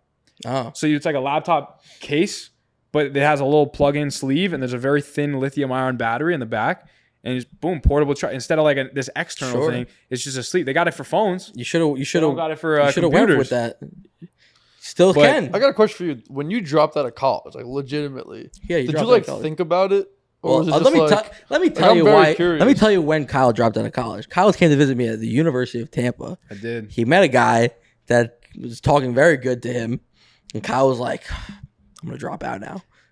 No, I think I said. But how do you even drop out? Like, did you go to like an office and we're like, called Rutgers and was like, "I'm out." Did you really say that? Like, you call somebody and you're like, "I'm done." So no, I actually, what do you do? I actually walked into an admissions office and I sat down with a guidance counselor. counselor. Admissions is like to get in, not to get out. No, it was more like a guidance. Like it was like they were kind of like grouped. It was like admissions plus like guidance. What's the stickiness on the college? When you're trying to like leave, are they like the retention tactics are probably incredible. Great, right? Really? Yeah. So I'm actually curious. I walked in and she was like, "Well, first things first. You're not going to get a refund on this entire semester." I was like, I don't give a fuck about the refund. Yeah. I only pay like I was like, I made 20K last month. Like, do you know who I am? I was like, my churn rate now is like 3K a month on college. I need to get the fuck out of here. So, and then she was just like, well, like, looking at your grades, it looks like you're doing fine. Meanwhile, I didn't go to any classes. I just had like probably straight B's. My freshman year, I was like almost straight A's in like one of the hardest technical schools. Like very difficult math curriculum. NJIT. It was hard. And I was doing D1 track too. So I was like Harvard of Newark. D1 athlete. It was a lot. And most of the people I was talking to out of like my surprise had all been like valedictorians or like top 10 in their class. And I was like, there's actually some smart motherfuckers here. Yeah. And so got through that, then went to Rutgers. But so when I was leaving, I was like midway second semester. And I was just like, it was like going from studying rocket science to going to daycare. Yeah, going from NJIT to Rutgers. Well, you're studying a completely different topic. I was doing like exercise science to do a pre-physical therapy. It would have been different at every school though. Like from like science to like science. 100%. But even at Rutgers, if you were doing engineering, then went down. So I was just like, I was like, wow, I didn't know that a campus could be this big. There's like 50,000 undergrads. So like it was fun meeting people, going to different campuses. But midway second semester, I was just like barely going to classes, getting like straight B's. Probably had like maybe a C in a class, but I just like. I was actually pursuing business. Yeah. So I was like, I went to the admissions or the guidance office, whatever the equivalent is. And I sat down with someone and she was like, you seem to be doing okay. I think you just need to like work a little bit harder. And I was like, well, I want to like drop out. Like, what's the process of doing that? She's like, are you sure? Yeah. She's like, you can't drop out. She's like, you really want to drop? She's like, I just want to preface, you're not going to get a refund from like any of the semester, like last semester. There might be some like things that you have to do or sign, like have you talked to your parents? And I was just like, yeah, like I don't like what I'm currently doing, or like academically, I have something else going for me that I want to pursue. How long were you in her office for this lady? Probably like 30 minutes. And I was telling her like what I was doing, and she did she care? She didn't understand it. Obviously. She was like, well, so like how long have you been doing this? I was like, maybe like 2 months. She's like, do you really think that's going to be stable? What? Do you think that's going to be reliable? And like, obviously that's what all adults who like, whether they genuinely care about you or they just want to keep your business at the school. Like that's what she was kind of trying to talk me into staying. And I was just like, yeah, I'm really not interested. Like, just give me the papers. She sent me, like literally handed me the papers. I signed them all. And I was like, okay, like, is there anything else I need to do? She was like, maybe like send an email to your professors. Oh, so you signed the paper, you were done? Yeah, like that released me from like the obligations of continuing to pay anything. Because at the end of the day, it's a business transaction. It's like you're paying in exchange for services. So like, even if you like if you finish that semester, they would charge you again. No, you would have to sign up for classes. If you just didn't sign up for any classes, they're not going to charge you. Of course not. No, yeah, if you're not enrolled in any courses, that's true. They're not gonna. So that's probably why she was saying like you want to finish the semester because you're not going to get a refund. But I had to like arrange housing too, so I had to say like finish the semester. I had to be like, hey, I was in a dorm, like so much money. She's making $20K a month. It was more so just that I think one of the big reasons was that which is funny, I was like filming videos. I had just gotten to YouTube, And like my background was a college dorm. Yeah. And as stupid as it sounds, I was like, do people really think that I'm gonna have the authority to teach this stuff if my college dorm is in the background, or if my roommate is coming in? White background? Then well, because I also had a roommate, right? Think about it. I had a roommate, so like I'd be mid YouTube video, and my roommate would walk in, and I'd have to stop and like redo it later at a time that was convenient for him. So that's when I first. Did you call your parents about this too? Yeah. I talked to them, and they were just like they didn't want me to do it at all, but they were like, at the end of the day, like, you're paying for school, so it's up to you, you know? Yeah. And I feel like that's anyone, like if your parents are paying, then maybe you don't have as much say. Well, yeah, you got to figure it out. That's the thing. That's what I was saying. Like if I really was like hard on like that, I'm not going to college, I'm sure it would have been a fight, but like at the end of the day, I'm paying. My mentality was like, at this current stage, I have enough in my bank account to where I could put a roof over my head and I could put food on my table for the next like 6 months. And I was like, if it doesn't work out, I could go back at any time. But like, can you go back at any time though? 100%. You sign another paper and you start a class. Yeah, again. They'll be happy to take your money. So stupid. I think your credits remain for somewhere like between 2 and 4 years. That's why like, I never understood why you just didn't finish the semester, because I think you had like what, a month left. For sophomore year, yeah. But then I still would have had to take a few classes for associates. Not even for your associates, just to have the credits. Like for example, like don't drop out that month. Drive home, don't go to class, and you would have graduated like a C that semester. That's what I'm saying. Like, who cares? Instead of dropping out, just don't enroll. Don't even take the next semester, and you would have been done. Yeah, but and you still would have got those credits. Think about it though. Not that it matters. He's not going back to college. Exactly. That's the thing. That's kind of that would be me like giving up on the plan one. I'd be like, I want my safety. Are you ever going back? Are you gonna get your master's, PhD? Who do you think you're talking to? Drop out of college. I'm gonna go back to college. No bullshit. Why? Why not? For what? Just so you have the degree to say like I went back to college. Yeah. So I went to Harvard. Just so you went to Harvard. I did have like credits. I wrote a shit ton of essays to try to get these credits because I didn't have a lot of money going into college. I was like, I need to save as much as possible. And I wrote a shit ton of essays, had so much. I have like 10, 15K sitting. And I'm like, can I use that to pay off like this little extra, this 5K in student loans I still have? Or like, can I invest in education? Because like it's an education fund. I'm like, what if I go buy like a real estate course or something, or I want to get a real estate degree, dropshipping course or whatever, or a real estate license. I can teach you real estate. I got the best professor. Yeah, but I was like, can I like withdraw this as like cash? They're like, no. I was like, what's going to happen with it? They're like, it's just going to sit here. It's going to go away, yeah. I was like, so it's just going to sit there, expire. You're never going to write me a check, like, because I earned it. It's either they want it for themselves, is that the 531? Is that what's called? Like Gerber 531? I think that was one of them. I had a couple of them. And long story short, one of them that was small, like 3K, they maybe transferred to my brother. But like, yeah, it was, that's something. But I was just like, I was like, I know I'm going to be good at the end of the day. And like, worst case scenario, I go back to school. But like, worst case scenario, if I didn't drop out, I wouldn't have spent 12 hours a day for the next year to figure it out. Yeah. I didn't have any time in college. Like, I mean, when I went to Rutgers, granted, I had some time, but even if I went to classes or like something for 2 or 3 hours a day, then I only had maybe 6 or 7 hours after that. Like real talk, if somebody forced you to go back to school right now, I think I would go crazy. Oh, I would be so. If you're like, yo, go to a class. Oh like, my god, when after I dropped out, I literally had dreams that like a paper was due or I had a math exam tomorrow. It's like honestly like a nightmare. It's terrible. Like Isabel went to like Evenia did too, but like Isabel went to school the last 2 years, and I was like, I don't know how you're doing this. Bro, tests are scary. Like I'm sitting there, I'm like, I don't know what's going on. I'm looking at the paper, I'm like, I know nothing. It's like A, B, C, D. When you think about it though, like you're paying someone to force you to do things that you don't want to do. Yeah. Like how ass backwards like, is that? Technically, like, well, it's in the system. But also, like when you did it, like back in like let's say like the 80s, even the 90s, probably the return on investment like made sense. So it was like, okay, I'm gonna pay say like 30 grand total for college, and then I'm gonna go get a job that's paying me 60. Yeah, and not even in the 80s, probably 30 a year. Whatever it is, but like the return on investment's like you're getting the money back in like a year, probably. Now it's like I think the average time to pay off a loan is 20 years. Yeah, it's crazy. It's insane. Well, the math is so simple. You go to school, you make 80K. Out of the 80K, you're only putting a little bit towards loans. Like 50 after tax. Then you keep like 10 after rent and everything. Yeah. You can only put $200,000 loan, and you have 200K loan. 20 years. Like, 20 years. What can you do? Plus the interest, you get like the 300,000. You're done. It's a lot. Yeah. And even that 10, you're not putting all of that 10 into loans. Like you're saving up for a house. How much were the loans when you were paying every month? Like how much you had to pay? Well, I paid it all in lump sum. Like if you had to pay. maybe like $400-500 every month, forever. That's such a scam. Yeah. Well, like mine's luckily, like when we $20 a month. luckily when we graduated, like we were doing Yeah, well we had enough that some like money. I was able to just pay it all off done. So like I don't have any debt. But like I think it would be like $400-500 a month. It's kind of something like crazy because like if you go try to get a loan right now from a bank for $250K, they'd laugh at you. I could get a business loan. But if you say you're just a regular person. Say a regular like, person. I think I could. What 30% on a credit card? Like Like what, No.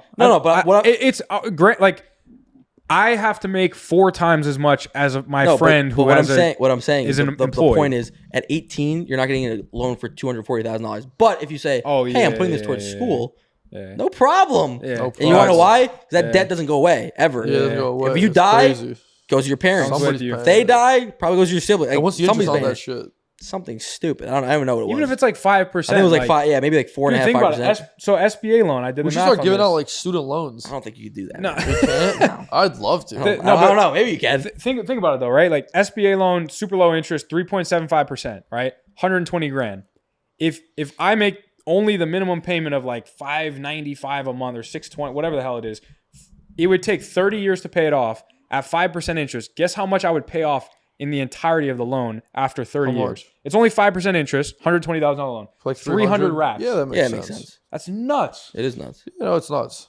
But it's also like in those 30 years, you can make a lot more money than Yeah, that's 200K in 30 that's the years. idea. That's the idea, Yeah. you know? Like the student loans, you can't use the money. You can't even use the money. It goes No, right you to the can't. college. No, right? You can't touch it. Used to be different. That was the problem. Like, you used to like go right into your pocket. So like people were You just put like, it I'm into a gonna go business. buy a car. I'm gonna go buy it. Like, now it's like Yeah. goes right to the college. You can't touch it. That's Yeah, crazy. it's nuts. We should start a freaking fund. I don't think you could do that. There was this idea that I had back in college. I was doing with somebody. camera's off. We'll wrap it up. Oh yeah, we'll wrap it up. This idea I had somebody with college, and it was like what was it called? Like income share agreement, ISA, where it was like we would pay for your college, and you would sign up agreement saying like we'll help you get a certain job, and then we like get 10% of your income for like 5 years. Oh or whatever. yeah. And then like that was like another way to like pay for college. Type Sounds of like thing. garnished wages. It kind it's of. like it was like on Voluntary. borderline of like indentured servitude. Like that Yeah, was like yeah, the border it was yeah, on yeah. this type of Damn. thing. That's crazy. But like people are trying to like make it a real thing because like think about it. There's like those like coding schools where like you could pay them like 25, 40K or whatever up front. But then they're like, hey, don't worry about it. Just pay us like 10% of your salary for like 2 years. And then you're done. But they're pretty legit. Like you go there, they train you, they hook you up with a job, and then like in 2 years, like you'll pay them off and you're done. Yeah. Like, now you're a coder forever, which Yeah, is like yeah. pretty legit. No, it's you not know? bad. Yeah. There's a lot of ways you go around. Like I said, I think college is good if you like treat it properly. Yeah. It's like one, you should have a lot of fun with it because like it's a fun place. You Yeah, have a of good course. time. Like second, like try to like if you're into business, like figure something out. You know what I mean? Yeah. Like don't go to NJIT if you're into business. Like it Yeah. really makes Right. no Don't sense. study You know what I'm engineering saying? and stuff like that. Like if you're really gonna be Yeah, into like, if business, you really 'cause, want to you're business- just gonna But a be lot of people swamped. don't know. Like when I was in high school, I had an entrepreneurial mindset, and then that all got crushed my senior year of high school when like reality kicks in, and you're like, you don't have any money to start a business, you have no business experience. But you don't even so need it's money like, to start a but business. You everyone's just just talked about it. everyone's just funneling you to, but, Oh, of but you don't course, know but that you at don't know that. You 18. don't know that. That's Everyone's true. just funneling you Well, to go like, to school. For instance, like when me and John started, well, and with our friend Sammy, like We thought we tech needed groups. money for tech roots. But not even that. Like we didn't start with anything. Like me, Yeah. you and Sammy, I think took what was it, $500 Each of us, Each of yeah. us. We bought like laptops, and then we just started selling and just started doing the Yeah. services. So it's like you could figure out a way to like make money if you have that Yeah. mindset. Yeah. Obviously, like you're saying, like you weren't thinking like that in high school. Yeah, no. I was in high school, but like, I guess not my senior year. I was like, I really want to play sports in college. That was a big thing. Yeah. Like if I could go back to any school, not do the academics, do the athletics, and be like obligated to like a routine with an athletic program, I would do that in a heartbeat. Yeah, yeah. Because like you can't get that level of competition and like drive and camaraderie with like teammates and shit that I did in college. But Yeah. it's not a fair trade-off for like having to suffer through the academia. No, it's a lot. It's Yeah, crazy. especially if like that's just not what you want to do. Yeah. I am curious though. If you make 100, if you're at a job, right, you make 100K, we're still going whatever. I Yeah, think you're good. cost Oh, down the hard other still two are works. good. That's fine. Mine's probably not, but whatever. Nah, you're good. Like if you're making 100K at a job and you like you don't really care about the job that much, but you use all this money to like buy other like real estate and stuff, will you end up in a better place than like what we're doing?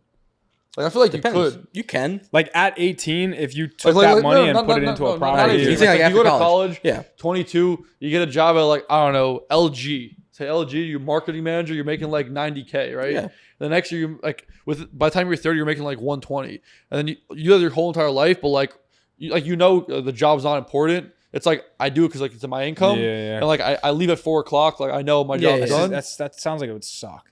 Would it though? Because like I feel like the thing when people hate their jobs, like they take it so serious and they're like, oh, I'm so stressed. Like you really have to be stressed. You don't have to be stressed. But also like you have this mindset because like nobody's telling you what to do. That's true. Like truthfully, people tell you what to do. The second someone starts telling you, here's what you need to do, you don't have anybody telling us what to do. So it's like me and you are the ones that like people are asking like, hey, how do I do this X, Y, and Z? Right? The minute like you have a regular job and think about it, you don't know how to do something. And you're like, oh, I gotta go talk to like my boss. And your boss is gonna be like, are you kidding me? Like you're asking me this question. You're gonna be like, you're not gonna feel great. And it's gonna happen like all the time because like once that happens too much, you're not gonna last very long. It's like it's a whole thing. So it's like you have that thought because like you've never had to really do it. Yeah. Like fair. Different working like if you're a waiter or anything like that. Like when you're younger, I mean, like a real corporate job. Like you're gonna have that. Like honestly, I have no experience in that either. I don't even know. I've never had a job interview before. You get a real job? No, right? Not just really. like pool, camp counseling. Nothing like. But even the pool, it's just like you having to go up on a 30-minute shift and you're just like staring at people swimming in the water. You're like, what the fuck am I doing? Yeah. Like what am I doing? Yeah, like I'm not like okay, like you're serving the world by like keeping your little pool safe. You're serving your little your little club pool and making sure none of the little kids drown. But it's like, what am I doing? Like, what value am I providing to the world? What am I? What equity am I building? What assets? You're saving the pool. Saving the pool. Yeah. We should open up a pool. Nope. No. A lot of insurance probably. A lot of that. Yeah. All right. Are we wrapping this up? I think we're wrapping this this up. Long. How long was this? What time is it? It's like 9:10 right now. Oh, this is probably 2 hours. This is long. I'll tell you right now. The outro. Do I have to say the outro? Yeah, sure. What's the outro? I don't know. We don't have one. Thanks for stopping by. If you need fulfillment, shipdudes.com. Book a call. Pull up on a call with me. Like, subscribe, comment. Comment. Go find Joe on Instagram. We'll put a link in the description. Yeah. Find me on Instagram. If you message him on Instagram, you get a special prize. Yeah. He'll send you some sandwiches. Yeah, something like that. Kyle, jump in. We got to do the outro. Peace.